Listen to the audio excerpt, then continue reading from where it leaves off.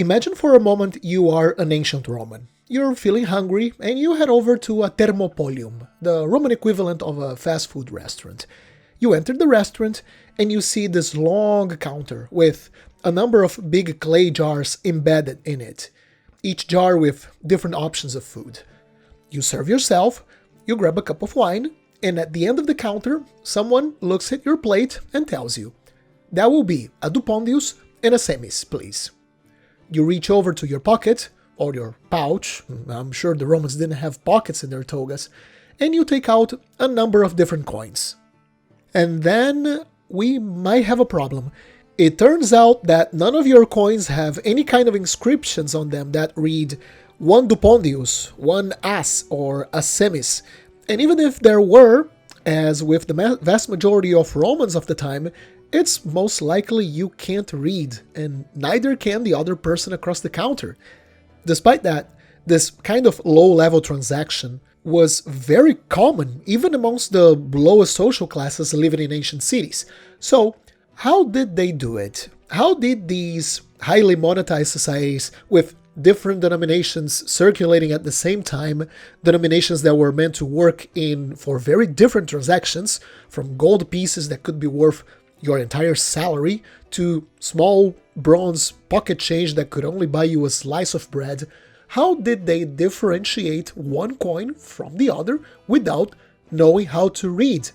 It turns out the answer is more complex than you think, so let's find out. Now, you see, in the cities of ancient Greece and Rome, being able to read and write, even at some basic level, was genuinely useful. If you worked on a trade, particularly if you owned a small business, if you had a workshop, for example, there were plenty of situations where having at least some level of literacy helped you organize and grow your business. In the case of ancient Greece and Rome, scholars still debate the numbers, but a reasonable overall estimate is that roughly 10 to 20% of the urban population was able to read or write to some degree. It's important to mention that we're not talking about literacy as the advanced schooling we know today. Much of what could be counted as literacy was practical and very limited. Things like signing your name, reading short texts, writing simple notes or letters. Maybe if you needed some very basic accounting, there's this fascinating sign recovered from Ostia, the port city of Rome, which describes the foods being offered on a tavern, and it shows us how literacy was, how may I put it, patchy for the lower rungs of society, but still, it was some literacy. The sign is full of grammar mistakes, and it reads, "Habemus in cena, we have for dinner, pulum, piscem, pernam, pavonem, venationes." Chicken, fish, ham, peacock, and wild game meat. It wouldn't make sense to go through the work of making such a sign if there was no one to read it, so this is a clear sign of some level of literacy, even on the poor layers of the population. But still, despite this relative level of literacy, we're still talking about states that needed as much of the population as they could to use coins and to be inserted on a system that allowed this population to be, of course, properly taxed. The complex war machines like the Roman legions or the Hellenistic armies, these would be much harder to maintain if it wasn't for the efficiency in the transfer of value that a monetized society could achieve. However, a monetized economy only works if ordinary people, including those that are illiterate, can actually use the currency, so they had to make coinage as easy to handle and as accessible as possible. When starting my research for this video, I imagined that weight was the easiest way to tell coins apart. I mean, of course, right? A big coin is worth more than a small coin after all. Especially considering that most of the value of a coin back then was in its intrinsic value, the value of the metal the coin was made out of. But the more I looked at different monetary standards throughout ancient history, the more I realized weight alone is a terrible way of telling coins apart. When I started looking at some of the very first coins ever made, like the chresids from the Kingdom of Lydia, I realized they must have struggled a lot with this issue. The full-size creased, which you can see here, it featured on its obverse the image of a bull and a lion facing each other. Fractions of the creased were made in order to facilitate trade, but they all had the same design. Now, here is a half creased. It's fairly easy to tell it apart from the full-sized piece because it's half the size. All good so far. But then, check this out. This is a third of a creased. I mean, despite having substantially less silver, it looks nearly identical to the half creased as far as its size goes. I can't see how they could tell these two coins, the half and the third, apart without weighting each individual coin, which negates one of the main advantages of coins, which was its practicality. I mean, why go through the work of striking these beautiful designs, right? Just go back to transacting with chunks of precious metal by weight. I then began looking at the Greek coinage of the classical period, and I've made some interesting observations. So during this time, almost all coins were also made out of silver, from the large tetradrachma to the tiny little fractions. And of course, it's very easy to tell a tetradrachma that weighs 17 grams from an oboe, which normally weighs like 1 gram or less. But when you start looking at the fractions, the coins that circulated the most, we start getting into the very same problems that the Lydians faced. So if you were an average Greek, you would very rarely handle a tetradrachma. That coin was a store of value. It's a ton of money in a single coin. What you used to buy your food, to get someone to fix your clothes, it was mostly oboes, amioboes, really small fractions. Once again, another thought experiment. Let's say we're both Athenian citizens, we're in the Agora, and I hand you an oboe that weighs 1 gram. This is the tiny coin you're looking at now on your screen. Really tiny thing. And as you can see, it has the exact same design as the big tetradrachma. It has the bust of Athena on the obverse and the owl on the reverse. So let's say I needed to make a dioboe, a denomination with twice as much silver as the oboe, so twice the value, but the coin would also look tiny. We would have a problem telling these two coins apart. At first glance, most people wouldn't be able to tell them apart without, once again, needing a set of scales to weight the coins. And once again, that defeats the whole purpose of having coins in the first place. This was quickly fixed with the introduction of visual cues. It could be something about the shape or the overall appearance of a coin, and the most common method of differentiation was through the art that went on the coins. In the case of the Athenian dioboe, this was a denomination that was also struck. Dioboes exist, and as you would expect, it's nearly the same size as the single oboe, but on the reverse of the dioboe, we have two owls sharing the same head. How creative. Instead of trying to figure out the denomination by its size, you just had to turn the coin around, look at the reverse. If the owl had two bodies, it was worth twice as much.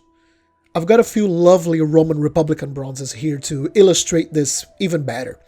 These are all from the time of the Second Punic War, so they all circulated roughly at the same time, between around 217 to 208 BC, meaning they are all from the same monetary system. The idea here was very simple.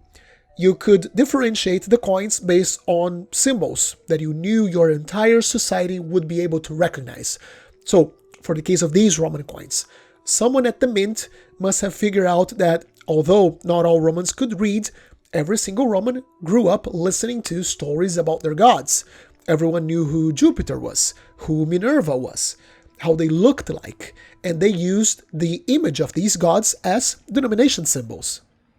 Their main unit of account at the time was the ass. This was a large bronze coin featuring the two-headed portrait of the god Janus. The ass was divided into 12 unciae, and there were different denominations for different multiples of the uncia. So as an example, here on your screen now you have a quadrans, or a quarter of an ass. If you divide 12 uncia by 4, you get 3. So the coin has 3 little dots on each side to show the face value of the coin as a redundance for those who knew how to read and count. But even if you were illiterate and you didn't know how to count, it also had a particular god that would always be shown on that particular denomination. In this case, Hercules. So you knew that if you had the face of Hercules on a coin, you had a quadrans. Here's another example. This is a triens, or a third of an as. Once more, divide 12 by 3, 4. So now we have 4 little pellets at the top of Minerva's head. And you knew that if there was an image of Minerva, it was supposed to be a triens. Just out of curiosity, I'm going to show one of the reverses here as well. The reverses were very similar on all denominations, at least in this issue. You had the prow of a Roman warship with its nice mean decorations to make it look like it was some sort of sea monster, and a bronze tip they would use to ram and sink enemy ships. There's also a very simple Roma written on top of it all. And on that side, we also have the denomination marks with the little pallets, just as yet another redundance. A couple more coins I have here from this time period. These are very small fractions, but they look adorable. Here we have a semunkia, that is half of a single unkia. So we're getting into some very small change. And even in these small denominations, we have some highly detailed portraits. For this denomination, they picked Mercury, the god of commerce. He wears this lovely little cap with wings on it to show his swift, agile nature, what commerce and communications were supposed to be like. And then we have this, the smallest denomination of the time, the Quartunquia, with a portrait of Dea Roma, the incarnation of the city of Rome. Very warlike goddess, always shown with her helmet on. For you to have an idea of how little money this coin was, around the same time these coins were made, the late 3rd century BC, the silver denarius was introduced. A denarius was worth 10 asses originally. That means you would have to get a bag with 480 of these quartunquiae in exchange for a single denarius. That's the definition of pocket change right here. So, that's cool. We've established that the use of different visual cues on coins certainly helped to differentiate them, but a certain level of redundancy on other parts of the coin was important to ensure people knew exactly what kinds of coins they were handling. I'm putting up on your screen now the picture of 2 coins. These are an as and a dupondius. The dupondius was worth 2 asses, of Empress Crispina. Now, if I make this picture black and white, I don't know about you, but in black and white, I would have a hard time distinguishing one coin from the other. Which one is which denomination? Take into account that these 2 denominations were around the same weight. So now we have a serious problem telling them apart. The Romans solved this issue by making coins of different metals. This would ensure the coins had different colors. They also made coins of different diameters and of different shapes. This way you would have a number of different visual cues that would clear up any kind of doubt. If we go quickly over the monetary system of the early empire, when this piece we have here was made, Rome had a fairly sophisticated system with 1 gold coin, the aureus, as a store of value, a silver coin, the denarius, for important transactions. These were very easy to tell apart because they were made out of precious metals. And then 5 different denominations made out of base metals, showing just how many of the transactions in this economy must have been low value because they had 5 different coins, right? These base metal coins were made in 3 different sizes and, crucially, 2 different metals. Copper, which is red in color, and the type of brass called orichalcum, which was yellow, easily distinguishable. Starting with the bottom of the ladder, we have the quadrants, a quarter of an as made out of copper in a small planchet. Then the semis, same size, but brass. Then the as, a larger coin made out of copper. Then the dupondius, same size as the as, but made out of brass. And finally, the sestertius, worth 4 asses, larger than all of the other coins, also made out of brass. As you can see, every single coin had a different combination of planchet size and color, meaning it was very hard to mix it up. But if that wasn't enough, they went even further. by adding yet another level of redundancy. Coins made out of copper and brass were made in different ways. They used different techniques in their production. Copper coins were made in a more traditional way of pouring molten metal in a receptacle and letting it cool down, resulting in a disc with thin edges. While the brass pieces were made in a closed crucible. They were first made as a rod of metal. Then, while it was still red hot, the planchets that would become coins, they would be cut out of that rod. The best analogy I can think of to explain this is as if you were cutting a piece of salami. So as you can see in this sestertius I'm showing here, it resulted on coins that not only had a different color, they were yellowish in color, but they also had this clearly different shape. Those made out of copper had thin edges, and these made out of brass had squared edges. The Romans were very smart. What I find fascinating about looking into how our forefathers solved these kinds of everyday issues is that it just reminds me of how incredibly intelligent and crafty they were. For some reason, a lot of people tend to think today that just because they had less technology available to them, that they were for some reason stupid. That's absolutely not the case. And it's not just because of their great projects like the Colosseum or building the pyramids. They were also equally smart with these seemingly small problems. But these were problems that everyone had. Solving these made everyone's lives easier. So, what do you think? Do you know about a cool way ancient peoples made different coins?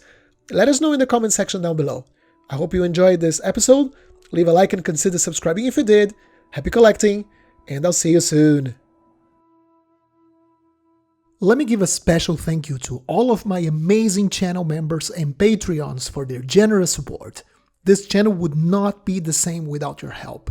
And if you would like to be part of this list, have early access to my videos when they are uploaded to YouTube, and a series of other perks, make sure to check out my Patreon page and my members tab on YouTube.